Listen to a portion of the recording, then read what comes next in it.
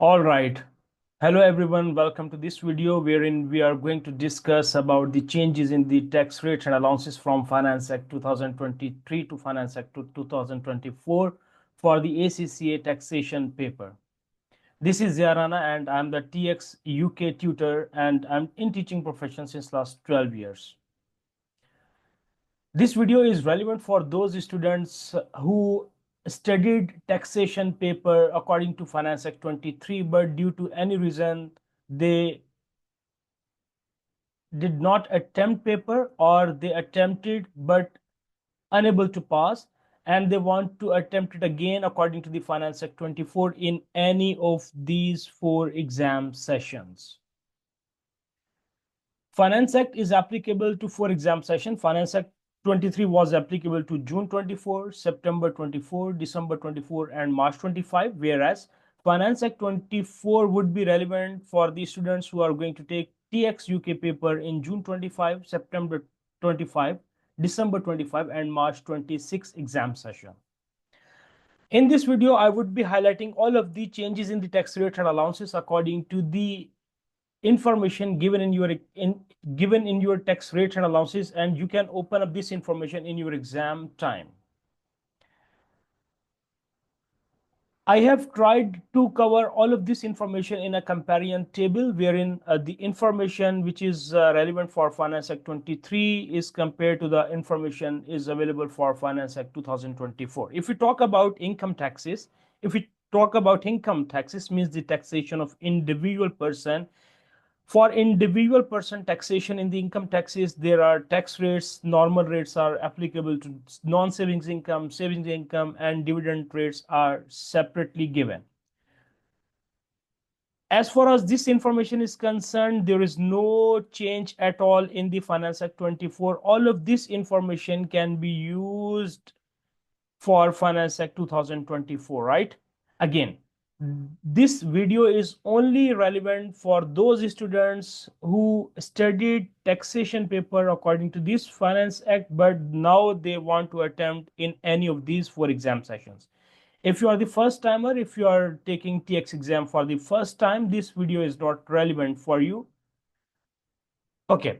As I guided you that with respect to the tax rates and allowances, there is no change in the income taxes. If we move towards the next slide, in the income taxes, there are certain nil rate bands exemptions available for savings income, for dividend income. For saving income, there is no change at all in this exemption, but for dividend income, which was 1,000 for all of the taxpayers, this exemption amount has now changed for dividend income.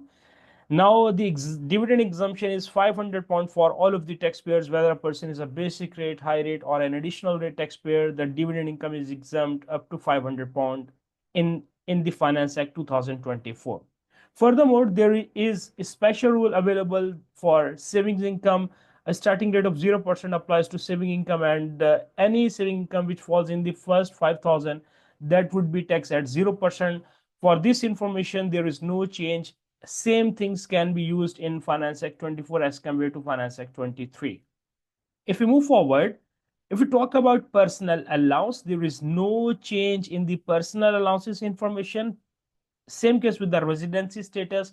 When we try to find the person's residency status, whether a person is non-resident, whether a person is UK resident, and there are some ties tests, the conditions test, all of this information, there is no change in the Finance Act 24. Thereafter, in the income taxes, a child benefit tax charge concept is there, and now this has changed. All of the things, for example, there are certain limits available, 50 and 60,000. Now these limits has changed from 60,000 to 80,000. And furthermore, the other information like for every 100 pound increase over 50,000, this information has now changed.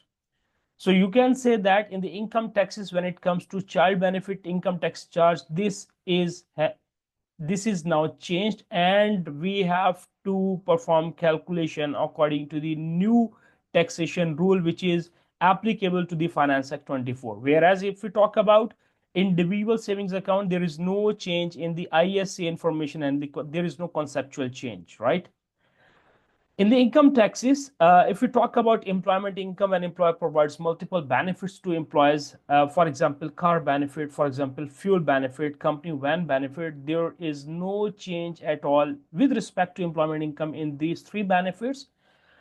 Although for company van benefit, this statement was given in the Finance Act 23, but has now replaced with the new wording. By the way, this is a change in the wordings only. It has no impact on the calculation, right? In Finance Act 23, a van with zero CO2 emission does not give rise to a benefit. Now this wording has changed with replaced with van producing zero emissions have 0% benefit. In fact, this has no impact on the calculation aspect. In the property income and in income taxes, in the property income, there is a rent a room relief concept. There is no change in this concept. And when it comes to the pensions thing, pension scheme was at the annual allowance was 40,000, but this allowance has now changed for these 2 years. The amount is 40,000. But for the fiscal year 23-24 and fiscal year 24-25, this allowance has now changed to 60,000. There was a minimum allowance of 4,000. This minimum allowance has now changed and revised amount is 10,000 pounds. Income limit, which is to be compared with the adjusted income, the income limit was 240,000, but this income limit has now changed to 260,000. There was a lifetime allowance concept, but this now lifetime allowance concept has been removed. This amount mainly pertains to the pension income, but now this lifetime limit allowance has been removed from the syllabus area of the Finance Act 2024. Furthermore, when it comes to the discussion of the relevant earnings for pensions contribution, there is no change in this concept. And in the income taxes, when we need to calculate the approved mileage allowances up to 10,000 miles, that is according to 45 pence per mile, and any miles which are above 10,000 miles, the calculation must be performed at 25 pence per mile. There is no change in this concept. And in the capital allowances for plant and machinery for cars, there is no change. All of the things can be followed in a same way as you studied in the Finance Act 23. Same information can be used in the Finance Act 24.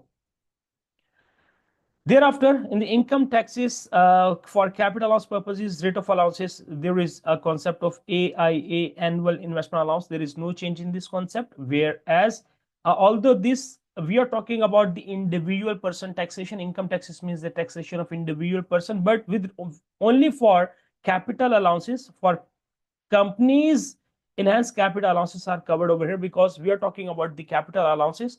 So with respect to capital allowances, there was a concept of the enhanced capital allowances were available for companies in the previous 2 tax years. But in Finance Act 23, this ECA was removed, and although the disposal treatment is there in exam, the same things were applicable in the Finance Act 23. The same things were applicable in the Finance Act 23, but for this time, they have mentioned clearly in the tax rates and allowances that disposal treatment of the assets on which enhanced capital allowance is claimed, the disposal treatment would be tested. Although this treatment is also tested in the Finance Act 23, but they have now clearly mentioned with the wording that this disposal treatment of the assets on which enhanced capital allowances which claimed at time of purchase, this treatment is tested in the Finance Act 24 as well. There is commercial structure and building allowance at 3%. There is no change in this concept. In the income taxes, if we further talk about the cash basis accounting in the trading income for unincorporated businesses, for sole trader businesses, there was a limit which used for cash accounting basis. The revenue limit was 150,000 pounds. This limit has now removed, and a conceptual change is here, and that's a dramatic change. And the conceptual change from accrual basis to cash basis. By the way, till this Finance Act 23, unincorporated businesses trading income is calculated on accrual basis, but now from the Finance Act 24, the default treatment would be the cash basis. So if you have studied taxation paper according to Finance Act 23, you must follow now according to Finance Act 24. This is the default treatment now. The cash basis is now the default treatment for the unincorporated businesses trading income. There is a concept in the trading income named as losses cap. There is no change in this concept. All these changes were with respect to the income taxes, but now the heading has changed. If we talk about corporation taxes, although there was a dramatic change from the Finance Act 2022, there was a dramatic change in the corporation taxes from Finance Act 22 to Finance Act 23. And if you have studied corporation taxes according to Finance Act 23, the same information, the same things can be used, would be applicable for the Finance Act 24. Although this heading, the information which is given for companies taxes calculation, 3 years information is given in the Finance Act 23, and 3 years information is also given in the Finance Act 2024. But these 3 years are now 2022, 2023, and the current year is 2024.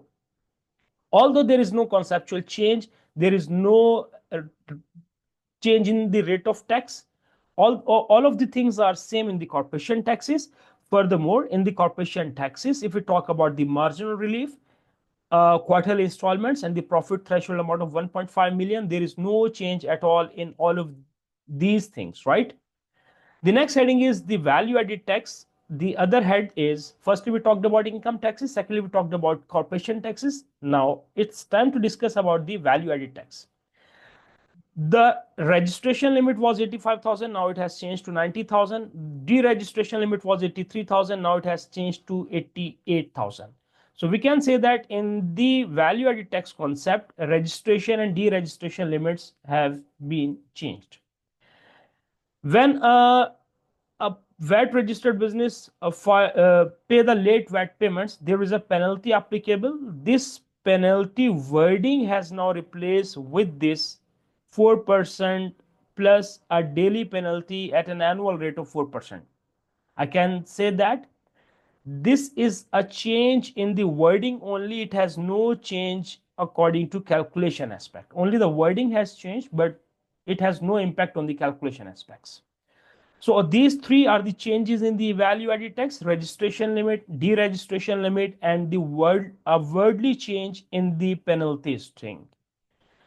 And if we talk about inheritance tax, IST, since last many years, there is no change in this concept. All of the things according to the Finance Act 23, or the tax rates and allowances are same in the Finance Act 24. There is no change in the tax rates for the calculation of inheritance tax, and there is no change in the information which is available for the taper relief. There is no change at all in the inheritance tax. If we talk about the capital gains tax, there is a change in the residential property tax rate. Previously, it was 28% in Finance Act 23, but it has now changed to 24% in the Finance Act 24. There is also a change in the annual exemption amount. Previously it was 6,000, but now the annual exemption amount is 3,000 for Finance Act 2024. The other things, the business asset disposal relief, the investor relief, there is no change in these two concepts. If we talk about national insurance contributions, NICs, class 1 employee NIC, only this 12% has now replaced with 8%. And for class 1 employer NIC, there is no change even in the percentage, right? And if we talk about class 1A NIC, there is no change. If we talk about class 2 NIC, which is applicable to the sole trader businesses, class 2 and class 4, both of these NICs were applicable to sole trader businesses, but from these two, class 2 NIC is now removed in the Finance Act 24, whereas class 4 NIC is still applicable for the unincorporated businesses, but this percentage has now replaced with 6%. This 9% has now replaced with 6%. Thereafter, whenever there is taxpayer submits a payment late, the interest would be charged, and whenever any amount is overpaid, you would be getting interest income. Interest charge and interest received, both of these percentages has now changed from Finance Act 23 to Finance Act 24. And thereafter, a standard penalties for errors. This concept is applicable for different areas of the taxation paper. For example, for income taxes, for example, capital gains taxes, for example, value added taxes. Whenever there is any error, penalties are applicable. So a table is given in the tax rates and allowances. Same penalty table is given in the Finance Act 24 with no changes at all, right? So we can say that standard penalties for errors are exactly the same as were there in Finance Act 23. Same penalties for errors are applicable to the Finance Act 24. So I have quickly highlighted all of the changes which are from the Finance Act 2023 to Finance Act 24, and keep remember, if you are going to take TX paper in the June 25, in September 25, in December 25 and March 26, this Finance Act is applicable. If you are following any study materials, you must check that Finance Act 24 must be mentioned over there, right? Because any students who are going to take TX paper in any of these exam sessions, they must be studying according to the Finance Act 24. If you feel any unclarity, if you want to ask anything, you may please contact. I'm going to write my number: +9232278731 Zya Rana is my name. If you want to ask, if you want to inquire anything with respect to these changes, with respect to course content and all that, feel free to get in touch. I would be guiding you. You are always welcome. And I really wish you for your studies. Take care and bye.